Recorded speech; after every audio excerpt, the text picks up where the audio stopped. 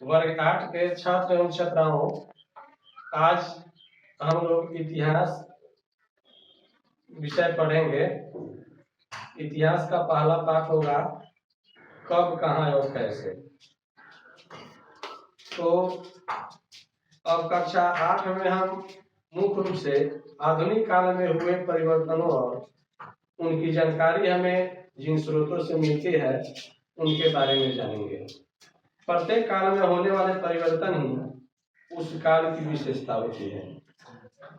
आप यह भी जानते हैं कि हमारी दुनिया शुरू से लेकर आज तक कभी भी स्थिर नहीं रही। हम लोगों के सामूहिक क्रियाकलापों के कारण हमेशा बदलती रहती है। इन बदलावों के कारण हमारे समाज, अर्थव्यवस्था, राजनीति, कला, संस्कृति आदि प्राय सभी क्षेत्रों में परिवर्तन होते रहते हैं। आधुनिक युग में बहुत सारे परिवर्तन हुए। ये परिवर्तन हमारे देश के साथ साथ दुनिया के अन्य भागों में भी हुए। ये परिवर्तन कब और कैसे शुरू हुए और उन्होंने दुनिया को किस तरह प्रभावित किया, आइए इसे समझने का प्रयास करें। पुनर्जागरण। आधुनिक युग को जन्म देने वाले अनेक परिवर्तनों की शुरुआत सबसे पहले यूरोप में हुई। 15वीं शताब्दी में इटली में एक नया आंदोलन आरंभ हुआ जिसे हम लोग पुनर्जागरण के नाम से जानते हैं। इस आंदोलन में लोगों को स्वतंत्र रूप से सोचने और पहले से चले आ रहे सिद्धांतों पर प्रश्न उठाने के लिए प्रेरित किया। फलतः वैज्ञानिक पद्धति का प्रचार हुआ। वैज्ञानिक पद्धति का अर्थ है प्रश्न प्रस्तुत करके प्रयोग द्वारा सत्य को जानना। प्रश्न चिन्ह लगाने की इस आजादी ने लोगों को अपने ही शासकों के प्रति आवाज बुलंद करने के लिए भी प्रेरित किया। धार्मिक क्षेत्र में भी लोग अंधविश्वास पर आधारित आपत्तिजनक प्रयासों से खिलाफ आवाज उठाने लगे। व्यापार संबंधों और अन्य संपर्कों के जरिए इस दृष्टिकोण को धीरे धीरे दुनिया के अन्य भागों में भी विस्तार हुआ, यानी नए विचार सोचने और समझने लगे। उसके बाद में हम लोग पढ़ेंगे खोज और यात्राएं के बारे में। सीमित मान्यताओं की सच्चाई जांचने के साथ साथ हम इस वक्त नई चीजों को खोजने में काफी प्रयास किए हैं। इसी समय अपने इलाके से बाहर की दुनिया के बारे में जानने का भी प्रचलन हुआ। इसके अंतर्गत यूरोप के नाविकों और नौचालकों ने दुनिया के अन्य देशों तक पहुंचने के प्रयास किए।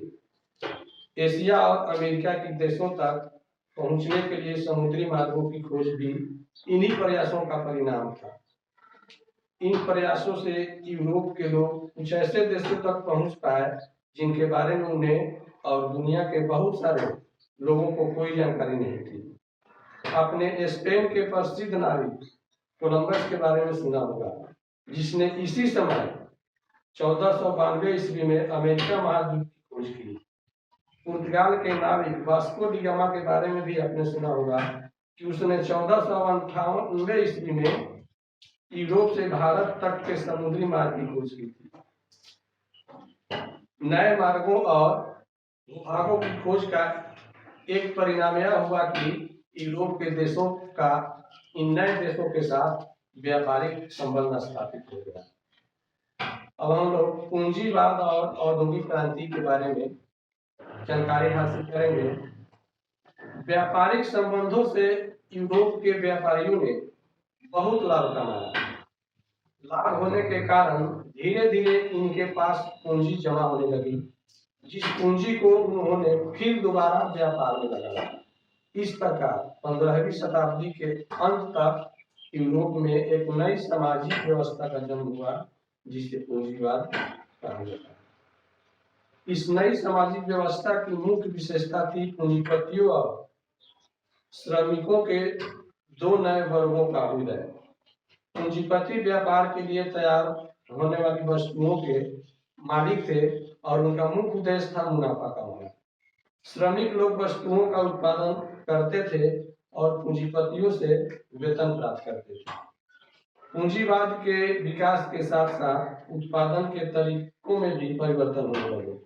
आपको याद होगा कि मध्यकाल में कपड़े जुलाहे अपने हाथों से बनाते थे। आधुनिक युग में कपड़े जुलाहे के अतिरिक्त मशीनों से भी तैयार किए जाने लगे।